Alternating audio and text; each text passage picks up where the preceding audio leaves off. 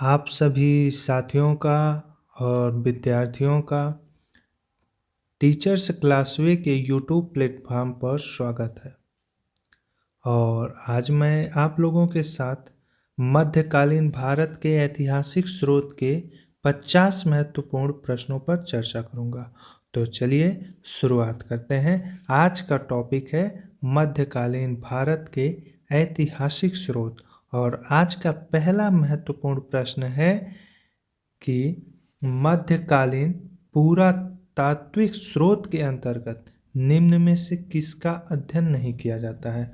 तो प्रश्न कह रहा है कि मध्यकालीन पुरातात्विक स्रोत के अंतर्गत निम्न में से किसका अध्ययन नहीं किया जाता है। तो इसका उत्तर होगा साहित्य। नेक्स्ट, सल्तनत कालीन मस्जिदों एवं अन्य भवनों की दीवारों पर किस भाषा में अभिलेख खुदवाए गए। तो सल्तनत काल में फारसी भाषा का प्रचलन काफ़ी अधिक था। तो फारसी भाषा में ही उस काल में मस्जिदों एवं भवनों की दीवारों पर अभिलेख खुदवाए जाते थे। नेक्स्ट, कुतुबुद्दीन ऐबक द्वारा निर्मित, यहाँ 2.5 दिन के झोपड़ा होगा। कुतुबुद्दीन ऐबक द्वारा निर्मित 2.5 दिन के झोपड़े पर हरकेली नामक नाटक का कुछ अंश लिखा हुआ है, जिसके लेखक कौन है। तो जिसके लेखक विग्रहराज चतुर्थ है। नेक्स्ट, बलबन के समय में प्राप्त पालम बावली नामक अभिलेख में दिल्ली को किस नाम से जाना जाता है। तो बलबन के समय में प्राप्त पालम बावली नामक अभिलेख में दिल्ली को योगिनीपुर के नाम से जाना जाता है। नेक्स्ट, दिल्ली सल्तनत के किस शासक को विश्व के चरवाहा के रूप में जाना जाता है। तो दिल्ली सल्तनत के अलाउद्दीन खिलजी नामक शासक को विश्व के चरवाहा के रूप में जाना जाता है। अलाउद्दीन खिलजी को ही द्वितीय सिकंदर या सिकंदर ए सानी भी कहा जाता है। और इनका शासनकाल 1296 से 1316 ईस्वी तक था। 1296 से 1316 ईस्वी तक इनका शासनकाल था। इसको भी आप लोग नोट कर लीजिएगा। बाकी इनके विषय में विस्तार से चर्चा करेंगे। नेक्स्ट, जौना खान के नाम से निम्नलिखित में से किस शासक को जाना जाता है। तो जौना खान के नाम से मोहम्मद बिन तुगलक को जाना जाता है। जौना खान मोहम्मद बिन तुगलक का नाम था, पूर्व नाम था। और इन्हीं के इसी नाम जौना खान के नाम पर ही जौनापुर, जिसे अब जौनपुर कहते हैं, नामक नगर की स्थापना फिरोज शाह तुगलक ने करवाया था। नेक्स्ट,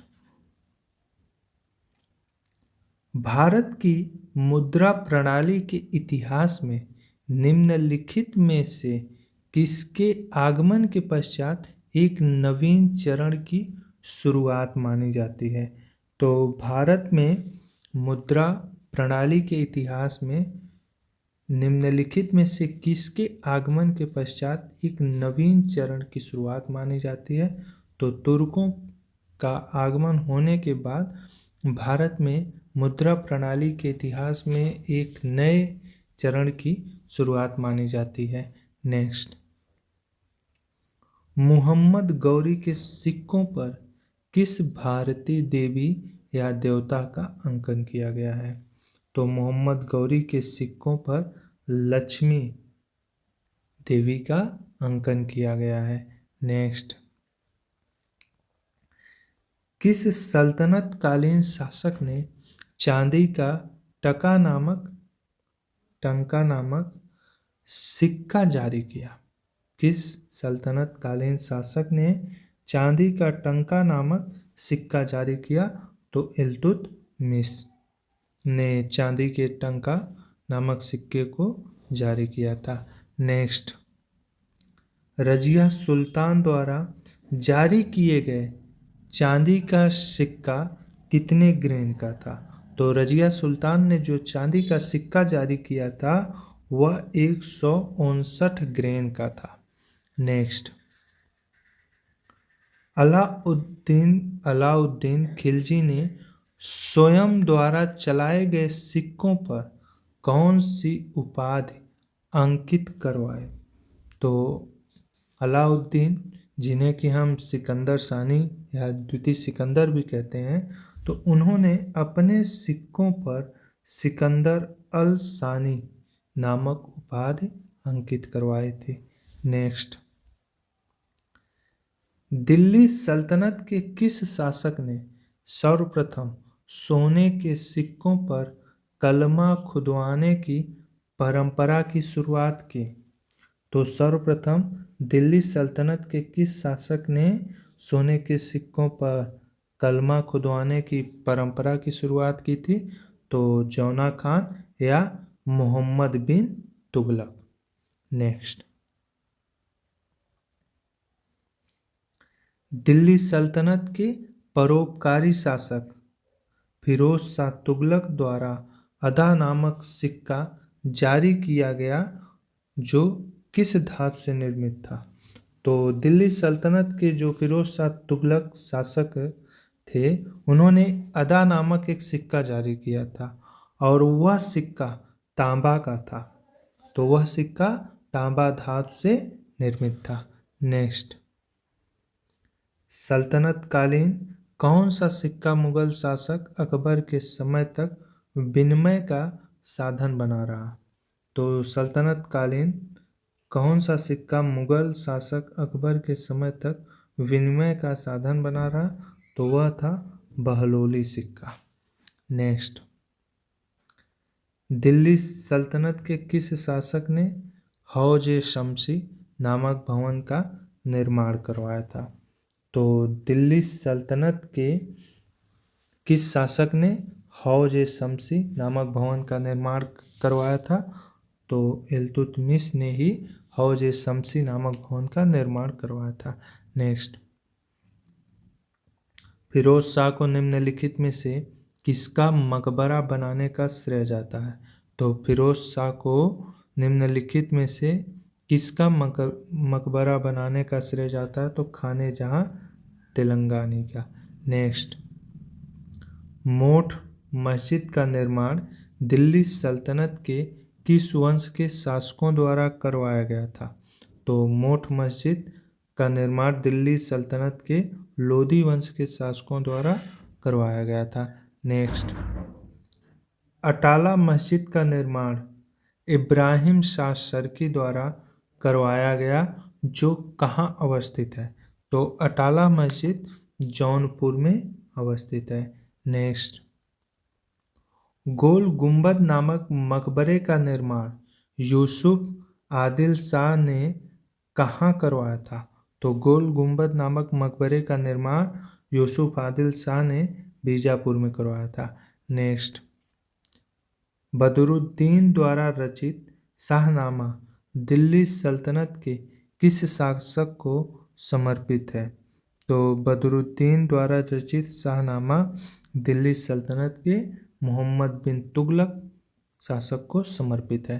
नेक्स्ट, मुहम्मद गौरी का भारत विजय तथा नव स्थापित सल्तनत के इतिहास का प्रत्यक्ष विवरण किस ग्रंथ में मिलता है? तो यह तबकात ए नासरी में मिलता है। नेक्स्ट, तारीख ए फिरोज शाही का लेखक कौन है? तो तारीख ए फिरोज शाही का लेखक शम्स ए सिराज अफीफ है। तारीख ए फिरोज शाही का लेखक शम्स ए सिराज अफीफ है।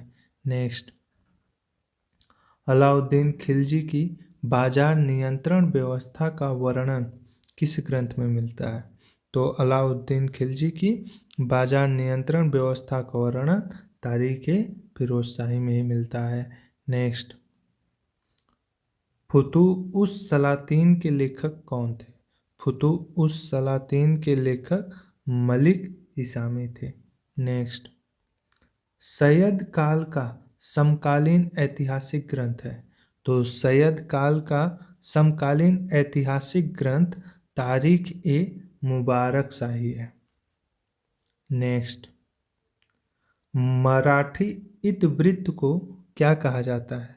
तो मराठी इतिवृत्त को बखर कहा जाता है। नेक्स्ट, मध्यकालीन इतिहास में फरमान का क्या अर्थ होता है? तो फरमान राजाज्ञा था। नेक्स्ट, मुरुज अज जहब की रचना किस अरबी यात्री द्वारा की गई थी? मुरुज अज जहब की रचना किस अरबी यात्री द्वारा की गई थी? तो अल मसूदी ने इसकी रचना की थी। नेक्स्ट, मिनहाज उस सिराज दिल्ली सल्तनत के किस वंश का इतिहासकार था? तो मिनहाज उस सिराज दिल्ली सल्तनत के मामलूक वंश, जिसे गुलाम वंश या दास वंश भी कहा जाता है, का इतिहासकार था। नेक्स्ट, भारत आने वाला प्रथम यूरोपियन कौन था? तो भारत आने वाला प्रथम यूरोपियन रॉल्फ फिंच था। नेक्स्ट, मुगल काल में निम्नलिखित में से किस धातु के सिक्के प्रचलन में थे? तो मुगल काल में निम्नलिखित में से किस धातु के सिक्के प्रचलन में थे? तो मुगल काल में सोने के सिक्के भी प्रचलित थे, चांदी के भी थे, तांबा के भी सिक्के प्रचलित थे, अर्थात उपरोक्त सभी। नेक्स्ट, मुगल वंश के संस्थापक बाबर ने काबुल में कौन सा सिक्का चलाया था? तो मुगल वंश के संस्थापक बाबर ने काबुल में शाहरुख नामक सिक्का चलाया था। नेक्स्ट, शेर शाह द्वारा रुपया नामक सिक्का मुद्रा के रूप में चलाया गया जो किस धातु से निर्मित था? शेर शाह द्वारा रुपया नामक सिक्का मुद्रा के रूप में चलाया गया जो चांदी के धातु से निर्मित था। नेक्स्ट,